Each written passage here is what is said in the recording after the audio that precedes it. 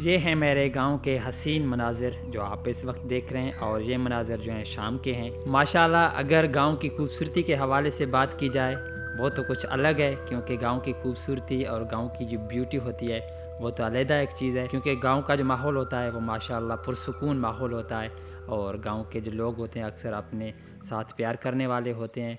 और ऐसा माहौल जो आपको देखने के लिए शहर में नहीं मिलेगा, ये सिर्फ़ और सिर्फ आपको गाँव में ही मिलेगा। और इससे भी आपको हसीन मनाज़िर और भी दिखाने हैं इस वीडियो में, तो हमारे वीडियो के साथ कंटिन्यू रहना।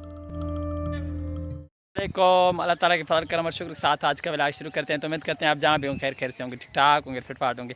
माशाल्लाह थंबनेल देखकर आपको पता चल ही गया होगा कि ये मेरा कौन सा व्लॉग है। माशाल्लाह मैं जो है तीसरे बार फर्स्ट व्लॉग बना रहा हूँ, क्योंकि मैंने जो तकरीबन दो जो है फर्स्ट व्लॉग पहले ही बना चुका हूँ, और वो जो है तकरीबन वायरल नहीं गए हैं।